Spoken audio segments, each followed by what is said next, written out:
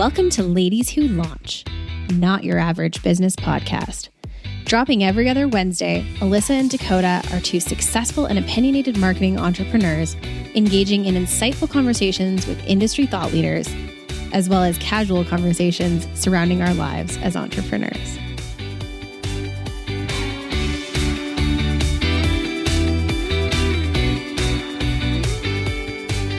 Welcome back to another episode of Ladies Who Launch, coming to you from a sort of cloudy, dreary day in Calgary, Alberta today. And Dakota looks comfy in her little side chair. I'm sitting at my desk and she's like all nice and cozy in her living room with her guitar next to her. When it's podcast days, I always start down in my living room and then I migrate up to the office. Yeah, I'm telling all our audience now, we will get a lot of these videos posted. We record video on all of our casting days, but we haven't been posting them. So we will get better so you can actually see us as we are in our natural element when we record these. We'll pick the good days where we don't look like complete garbage trash. But I love how she says this every single time. I know. It's like what I would like to learn how to do though before we upload these videos is like some of my favorite podcasters have videos where it'll pan to one person, then it'll very seamlessly pan to the next person as they're talking. And it's very clear and clean and nice. But I think the problem is that we don't do our stuff in person the majority of the time. And who wants to watch a Zoom video? So it's just figuring that out. Yeah. I don't think we post these full because I don't think anybody wants to watch a 20-minute episode of us in our offices. But I think there's some funny outtakes that we can be posting to social in this realm, but that's just me. I keep saying that because it's no different than us with like the merch and all these other things. It's like the more I say it, the more we have to be held accountable because we're telling people we're going to do it. And we'll get our shit together. I think we should start a challenge where someone goes back through all of our podcasts and highlights every time we mention we're going to do something, and then we have to take like a shot of alcohol because we didn't do it. That'd be a good episode. But yeah, we do have big hopes and dreams for things. What's really interesting is we've gotten this far. And I mean, I'm a regular listener of our podcast, and I'll go back and I'll re-listen to episodes, and it's really fun. It's kind of like an audio Instagram account for me. And we have all this awesome content. We've been doing this now for 3 years. 4. Oh, 4. See, I don't even, like that's wild to me. My other business is turning 9 on June 10th. And this podcast is going to be turning 4. What month did we start? I think our episode debuted in April 2020, but we recorded it in March, I think, right as the pandemic hit, I think is when we launched it, which I mean, obviously is just crazy in itself, but whatever. And my business turned 9 in March. Oh, so, nice. Isn't that crazy? Anyway. But we got to start celebrating this shit. That's another thing we got to do. Yeah. Celebrate our wins because we don't do that enough either. But anyway, we're going to talk about something that has been a conversation for many consultants in our village for a long time. And that's pricing, hiring a consultant. Why does a consultant cost this much? Blah, blah, blah. And I think it's coming to a head because I think there's been a few of us in the past few months that have been, and I don't want to say it I am saying it in a negative way. So it is what it is, but we're being nickel and dimed by potential clients on proposals. And it's like, why is it this? And trying to like whittle down things and blah, blah, blah. And I think we just need to have a conversation from a consultant perspective and a client perspective on how this relationship works and to make it the most successful for both sides of the equation and understanding the difference between hiring a staff versus a consultant and what's the difference there. So I think to sort of kick it off, I'm going to explain the difference between a full-time staff and a consultant and why you may or may not want to do either. And then we'll kind of get into pricing and cost and what clients are paying for, that sort of thing. But Basically, a consultant is an expert in, or a person that's an expert in a niche of what they do. So whether they're an expert in social media or digital marketing or communications or fundraising or government relations, there's a ton of different ways that any consultant, that there's business consultants, there's executive coaches, like all those sorts. There's many different variations of what you can hire a consultant for in your business. The purpose of a consultant is to provide expertise in a certain area that you don't have the expertise in-house in your business, or you are not able to afford the resources to build that out in your business. So, for example, Dakota and I work in the digital marketing communications PR space. So a lot of organizations, especially small business or nonprofits, couldn't afford to hire a staff member of our experience level in their organization, like at a manager, director, or VP level. But they are able to bring on a consultant for certain project support or support in those specific areas, as opposed to having to hire a staff member that would have to encompass all those things for a larger fee. I equated a lot to the tourism sector. I've worked in tourism a long time, and a lot of small tourism operators who need to staff up, or quote unquote staff up, for the summer tourism months, can't afford to hire a full-time marketing or comm staff because they can't afford to keep them through the slow winter months. So it's easier and more efficient for them to be able to bring on a consultant between April and October that they can pay to help those busy months. And then they don't have to worry about keeping a staff member on salary and paying out all of that over those slower months. So that's how I work with my clients a lot, is I come in for specific projects, or if there's a longer term retainer, it's to sort of cover off those peak times where they need the extra resources, but they don't have, they can't afford and don't want to be able to have to hire a full-time staff. So that's a different, and obviously as a staff member versus consultant, there isn't the control level that a company would have over a staff member and a consultant. Our time is much more directed at specific project frame, or that, like, we're not at your beck and call like a staff member would be, unless you're paying overage for that. So I just want to clarify the difference between a staff and a consultant, and when you would work or hire any of the above. But yeah, I mean, do you have anything more to add to that before we sort of get into the pricing and all that? No, like I would say that's like a perfect segue into, I think, the two biggest challenges with being a consultant. So I think Alyssa very eloquently and clearly kind of satisfied the answer to what is a consultant versus an employee. The only thing I would have to add to that is, when you hire an employee, you have a lot more responsibility. You have to pay for their taxes. You got to pay for if you're in Alberta, you have to pay for their Canada pension plan. You have to put into employment insurance for them. Benefits. They have to, and you have to. And then on top of that, once they pass their 3-month probation period and they become permanent, this sounds really negative, but it's a lot more challenging to let go of a staff member than it is a consultant. You have and like, as a good leader, you also have a responsibility to your staff members to ensure that they can stay on and they're taken care of, because they've also dedicated a chunk, like a year, to being with you in your business. Generally speaking, at the end of each year, you should be looking at giving them a raise. You should be looking at giving them a bonus. You should be rewarding them for good work. If they're not doing a wonderful job and maybe they're not the right fit for the role, then you have to contend and deal with work plans and helping them to get back on track. And so there's a lot more leadership there. With a consultant, you're generally hiring a firm, a set of people, or one person that has more experience than an employee would have. And frankly, you're paying them less. You're not paying for all that other stuff. No. You're not holding their hand, and they should be able to kind of just go and do the job. That being said, I think the biggest challenges consultants run into, and why Alyssa and I wanted to highlight this, was number one, I think sometimes clients get confused with, okay, I'm paying this big retainer.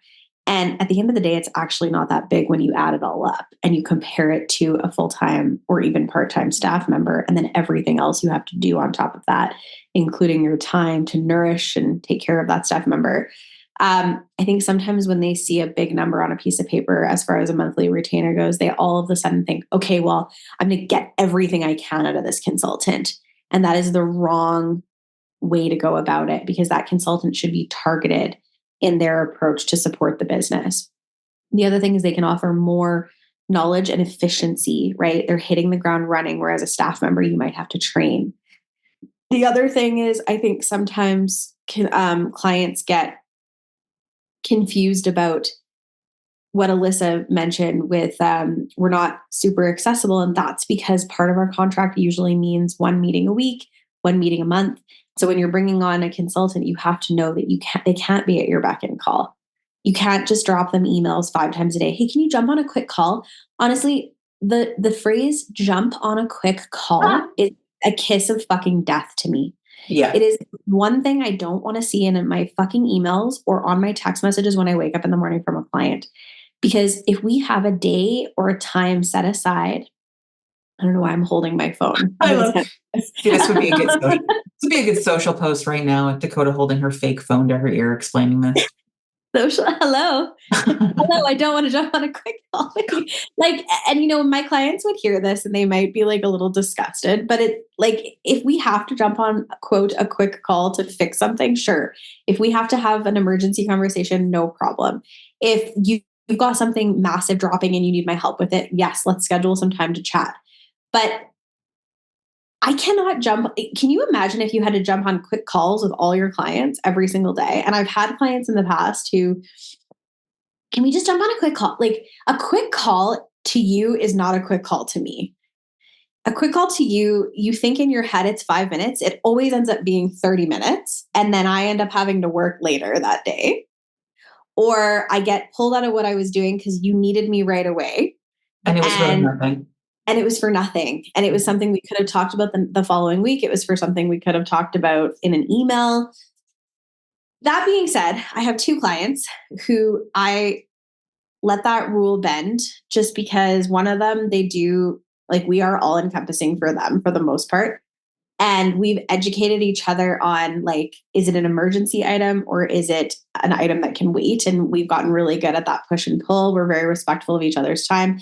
This person hates emails. So sometimes if it's something I need to just chat with them about quick, I'll pester them for a quick call. And then I have another client that I've worked with for 7 years and we just do better on the phone. And that's just our working styles. But for anybody else, don't ask me for a quick call because it's not a quick call. It's never going to be a quick call. And just keep in mind that when you ask your consultants for constant quick touch bases and you can't be efficient in your approach to working with them, you're literally sucking into their time with their family, their time to take a break, their time to have an evening. We set up our days in work blocks, and we don't we will have time in our schedule on certain days to take random calls and miscellaneous calls and new client calls.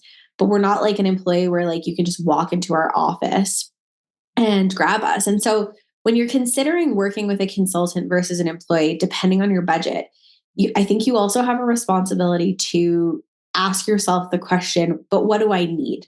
Right?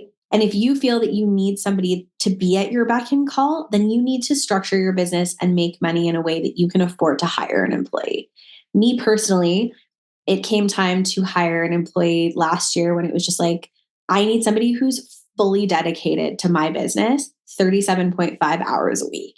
And I need that person to be available to me between 9 and 5 with respect to their schedule. And I also want to be a leader and I want to step into a role of leadership because I think that it will help me grow as a person. And I would like to offer this to another human being. And then you save for it and you take that risk.